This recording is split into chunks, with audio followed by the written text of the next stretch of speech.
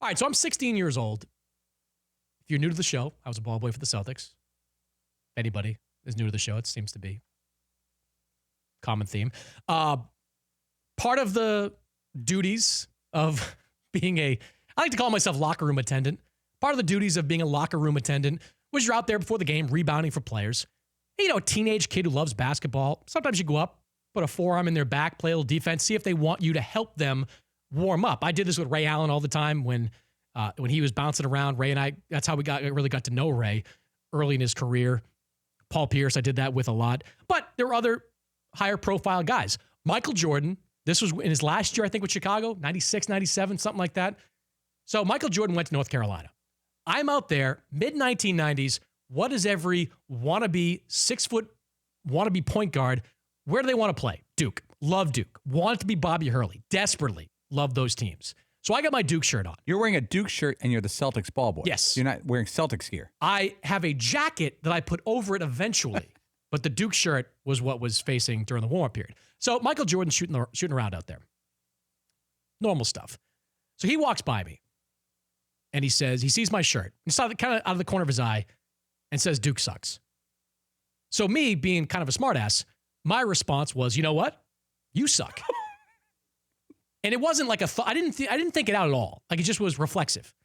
So Jordan kind of, I forget if he like waved me or called me, but said like, kind of said, come over here. And there's a picture of it. Paul, you were posting it during the commercial breaks. Jordan starts backing me down, firing up jump shots. I think he made 21, 22 in a row or scored 22. He wasn't talking to me per se, but he was just saying like, got it. Wow. Bang. And that lasted for about 10 or 15 minutes. It was a blast. And I've got a picture to effectively commemorate my experience playing with Michael Jordan. My father met him a couple of years ago and showed him that picture. And he kind of laughed about it. My father made a good friend for a couple of minutes there. So, is that the competitive nature of him, though? Or is that just having fun? I think he was having fun. And I think he was surprised that I was that big a smartass at that point. I don't think he expected me to say that in that moment. I didn't expect me to say that in that moment. Like that's the kind of stuff that gets you fired from a job where any kid in the world would want to do. Could you imagine Michael Jordan like went to the equipment manager of the Celtics and be like, your ball boy there told me I suck. Actually, in Boston, they might say, here's a raise. Like, that might actually work out for me. But there's pictures everywhere. It was a good time there. Yeah, Fritzy, you want to?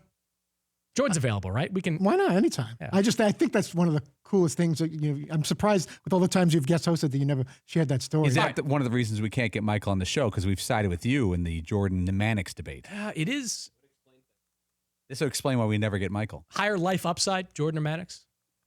Close? You've been there for us a lot of years. I've shown loyalty. Michael hasn't. Not yet. For more Dan Patrick Show, tune to Audience Channel 239 on DirecTV or download the Dan Patrick Show app.